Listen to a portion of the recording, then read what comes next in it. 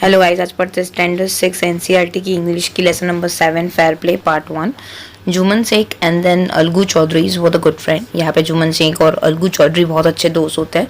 So strong was the bond of the friendship. उनकी जो bond होती है फ्रेंडशिप की वो बहुत ही स्ट्रॉन्ग होती है। When either of them went away from the village the other look after his family. जब दोनों में से एक कहीं पे गए होते हैं गाँव के बाहर, तो दूसरा उनकी फैमिली को मदद करता है और लुक आफ्टर करता है, देखभाल करता है। Both were greatly respected in the village और उनका गांव में बहुत मान सम्मान था। Juman had an old aunt who had sum property. Juman की एक बहुत ही बुजुर्ग आंटी थी जिसकी बहुत सारी प्रॉपर्टी थी। This she transfer to the him on an understanding that she would stay with him and he would look after him. देखने जाए तो जुमन ने यहाँ पे उनकी जो आंट थी वो उन्होंने समझ के ही अपनी सारी प्रॉपर्टी उनके नाम लिखने के लिए सोच ली, क्योंकि वो उनके साथ रहेगी और वो मानते थे कि जुमन उनका ध्यान रखेगा, उनके पीछे लुक आफ्टर करेगा। The arrangement work well for the couple of the year. Starting के 2 साल तक तो सब अच्छा भला चल रहा था। Then the situation change. Jumman and his family were tired of the old relatives. 2 साल के बाद सिचुएशन थोड़ी बदल सी गई। जुमन और उनकी फैमिली थोड़ी सी कंटाल गई ये आंट से। Zuman became as indifferent to her as his wife, who grudged even the little food that the old lady wanted every day. उनकी वाइफ को बहुत प्रॉब्लम थी जुमन की, जो छोटा सा फूड का टुकड़ा देखने जाए तो थोड़ा खाना देने के लिए भी झगड़ा करती थी रोज। She swallows this insult along with her food for the few months. जो आंट थी वो थोड़े महीनों तक तो खाने के साथ साथ वो जलीलियत भी सहती रही। But the patience has its limit. लेकिन पेशेंस की भी एक लिमिट होती है, सहन करने की भी एक लिमिट होती है। One day she spoke to the Juman. एक दिन उन्होंने जुमन से बोला, My son, it is now obvious that I am not wanted in your house. मुझे लगता है कि तुम्हारे घर में कोई भी नहीं चाहता कि मैं यहाँ पे रहूँ. Kindly give me a monthly allowance so that I can set up the separate kitchen. तो मुझे महीने का खर्चा दे दो, मैं अपना अलग से किचन लगा दूंगी. My wife know best how to run the house. Be patient, said the Juman shamelessly. यहाँ पे जुमन बोलता है कि आप टेंशन मत लीजिए, मेरी वाइफ को सब पता है, वो सब चला लेगी, आप शांति रखिए। This made his aunt very angry. और इसकी वजह से ये स्टेटमेंट से जुमन के आंट बहुत ही गुस्सा हो गई। She decided to take her case to the village panchayat. उनको लगा कि ये तो मेरी बात कान नहीं धर रहा है, तो वो ये केस को पंचायत लेके जाएगी। For the many days the old lady was seen talking to the villagers explaining her case and seeking their support. बहुत दिनों तक वो ओल्ड लेडी ने, ओल्ड आंट ने विलेजर्स को समझाया कि ताकि वो उन्हें सपोर्ट करे जस्टिस फाइंड करने में, जस्टिस लेने में। Some sympathized with her, other laughed at her, and few other advised her. कुछ लोगों ने सहानुभूति दिखाई, कुछ उसके ऊपर हंसे, कुछ लोगों ने उसको एडवाइस किया to make up with her nephew and his wife. कुछ लोगों ने बोला कि ठीक है, आप अपने भांजे और उनकी वाइफ के साथ थोड़ा जो मन मोटाव है वो कम कर लीजिए और उनके साथ ही रहिए। At last she come to the Algu Chaudhary and spoke to him. और वो फाइनली अलगू चौधरी के पास आती है और बोलती है, यू नो चाची, Juman is my best friend. आपको पता है अलगू का बेस्ट फ्रेंड आपको पता है जुमन होता है। तो यहाँ पे बोलती है अलगू चौधरी चाची को बोलते हुए बोलता है कि आपको पता है जुमन मेरा बेस्ट फ्रेंड है। How can I go against him, मैं उसके अगेंस्ट कैसे जा सकता हूँ। Algu side, but is it the right my son to keep mum and not say what you consider just as fair. तो यहाँ पे आंटी बोलती है कि ओल्ड लेडी प्लीज़ करके थोड़ा रिक्वेस्ट करके बोलती है कि तुम्हें क्या लगता है कुछ गलत चीज़ें हो रही है और तुम्हें अपना फेयर डिसीजन नहीं सुनाना, ये कहीं काहे की समझदारी है, ये तो तुम्हारा देखने जाए तो रिस्पॉन्सिबिलिटी है मुझे जस्टिस देना। Come to the panchayat, speak the truth, she said. मैंने बोला कि पंचायत में आओ और सच्चाई बोलो। Algu didn't reply but her words kept ringing in his eyes ears. देखने जाए तो अलगू ने कुछ जवाब नहीं दिया, लेकिन उनके वर्ड्स, आंटी के वर्ड्स बारी बारी उसके कानों में गूंज रहे थे। पार्ट 2 देखते हैं। Panchayat was held the same evening under the old banyan tree. उसी शाम को ओल्ड बनियान ट्री के नीचे पंचायत बुलाई गई। Jumman stood up and said, Jumman खड़ा हुआ बोला, the voice of the panch is the voice of a god. मुझे पता है पंच का जो फैसला होगा वो भगवान का फैसला होगा। Let my aunt nominate the head panch. उनको चूज करने दीजिए पंच कौन नॉमिनेट करेगा। यहाँ पे ऐसा होता है कि जो डिसाइड क्या होता है, उनका फैसला जो फाइनल होता है, पंच में से 5 मेंबर्स में से किसी एक को चूज करना होता है और उनका फैसला मान्य होता है, लास्ट होता है, फाइनल माना जाता है। I will abide by her decisions. वो जो चूज करेगी मैं वही डिसीजंस को फॉलो करूँगा, मैं वही मानूंगा। Panch know neither friend not the enemy. What do you say to the Algu Chaudhary's, the old lady announce. वो बोले यहाँ पे ओल्ड लेडी जो आंटी, पंच ना फ्रेंड होते हैं ना एनिमी होते हैं। अलगू चौधरी आप क्या मानते हो? तो Jumman hiding his joy over his unexpected piece of luck कि यार यस, इसे तो मेरे दोस्त अलगू चौधरी को ही चूज़ कर लिया। और खुश होते हुए जुमन ने बोला ठीक है, मैं एक्सेप्ट करता हूँ। तो यहाँ पे अलगू बोलता है चाची you are aware of my friendship with Jumman. और अलगू यहाँ पे बोलता है कि आपको पता है जुमन मेरा बहुत अच्छा दोस्त है। सो आंट रिप्लाई करती I know that but I also know that you will not kill your conscience for the sake of a friendship. God lives in the heart of a panch and his voice is the god of a voice of a god and the old lady explains her case. यहाँ पे बोला कि aunty ने बोला कि मुझे पता है तुम अपने जो सूझबूझ है वो फ्रेंडशिप के खातिर मारोगे नहीं, और तुम्हारा फैसला जो होगा भगवान का फैसला होगा, क्योंकि हम लोग मानते हैं कि पंच के दिल में खुदा रहता है। और वैसे करके ओल्ड लेडी ने अपना केस एक्सप्लेन करना शुरू किया। Algu said, Jumman you and I are old friends, your aunt is dear to me as you. तुम्हारी जो आंट है वो मेरी, तुम जितने डियर हो, जितने प्यारे हो मेरे, वही वो भी इतनी ही प्यारी है। और मैं पंच हूँ। You and your aunt are equal before me. मेरे सामने देखने जाए तो तुम और आंट सेम कैटेगरी में आते हो। What have you to say in your defence. तुम्हें तुम्हारे बचाव में क्या बोलना है। और वैसे करके अपने फ्रेंड को बोलता है कि तुम अपना पक्ष रखो। और जुमन बिगिन 3 years ago शुरू करता है बोलना, my aunt transfer her property to me, I promise to support her as long as she is live. मैंने 3 साल पहले जब आंटी ने मुझे अपनी सारी प्रॉपर्टी लिख दी थी मेरे नाम पर, तो मैंने प्रॉमिस किया था उन्हें कि मैं जितना बन पाएगा मैं उन्हें सपोर्ट करूँगा। I have done all I could. मैंने जितना हो पाया उतना मैंने किया।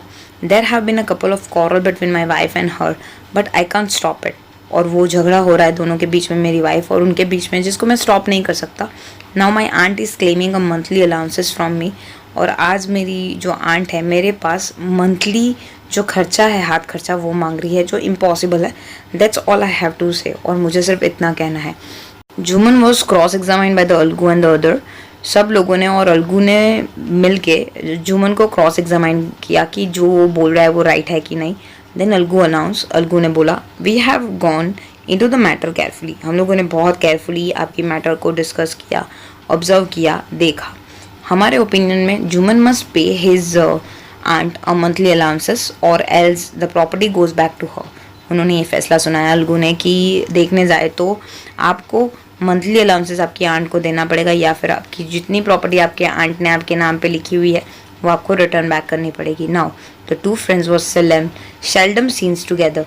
देखने जाए तो फिर दोनों के बीच में दुश्मनी हो गई और अभी एक दूसरे को देखने में भी कतरा रहे थे। ये फैसले के बाद the bond of friendship between them was broken.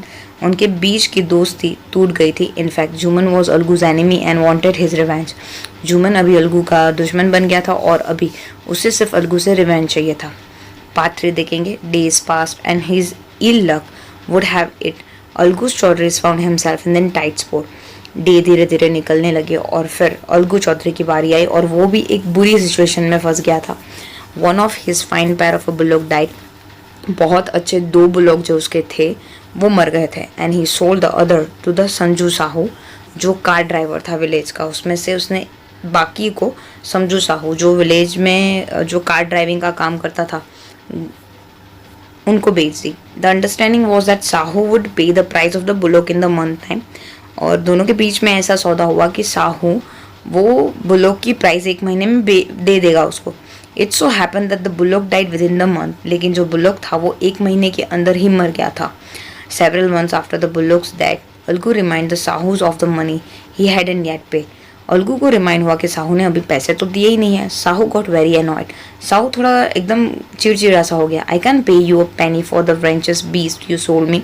और यहाँ पे साहू उसको पे करने से मना कर देता है। बोलता है मैं तो एक फुटी कौड़ी नहीं दूंगा, तुमने जो मेरे को बेल दिया था वो तो ऑलरेडी मर चुका है। He bought us nothing but the ruin.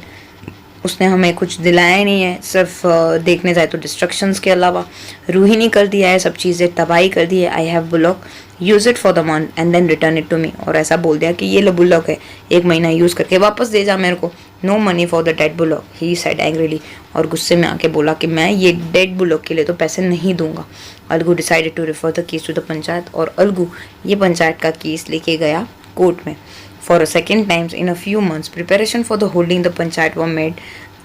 दूसरी बारी वो महीने के अंदर, थोड़े ही महीनों के अंदर पंचायत बुलाई गई and both the party started meeting people seeking the support. और दोनों अलग अलग लोगों को मिलने लगे, अपना केस समझाने लगे और लोगों का सपोर्ट पाने लगे, उनके पास समझाने लगे, गए, समझाए अपना केस के क्या है, क्योंकि पंचायत के लिए आपको जनता का सपोर्ट होना बहुत ज़रूरी है। The panchayat was held under the old बनियान ट्रीज। वापस से पंचायत एक ओल्ड बनियान ट्रीज के नीचे अरेंज की गई। Algu stood up and said, Algu खड़े हुए और बोले, voice of a panch is the voice of a god, let's a Sahu nominate the head panch and I will be abide by his decisions. उन्होंने बोला कि पंच का जो फैसला होगा भगवान का फैसला होगा, साहू जिसको भी नॉमिनेट करेगा मैं उसका डिसीजंस मान्य रखूँगा। Sahu saw his chance and propose the name of the Juman. Sahu ने ये चांस देखा और उन्होंने जुमन को, जो उसका दुश्मन बन गया था अभी वो बहुत अच्छा दोस्त, उसका नाम लिया। अलगूज हार्ट सैंक और अलगू का दिल बैठ गया कि ये तो मेरा बदला लेगा ही लगा। ही टर्न पैल, वो फीका पड़ गया। But what could he do, अभी वो क्या कर सकता था। The moment Jumman becomes the head panch he realize his responsibility as a जज and the dignity of his office. जब जुमन वो पोजीशन पे बैठा ना तो उसको एक रिस्पॉन्सिबिलिटी जैसा महसूस हुआ, एक सच्चाई की, एक डिग्निटी की, कि उसको जजमेंट अच्छा करना है, मतलब सच का साथ निभाना है।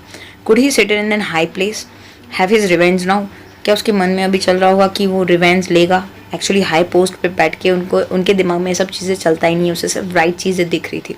ही थॉट एंड थॉट, उसने सोचा no, he must not allow his personal feeling to come in the way of speaking the truth and doing the justice।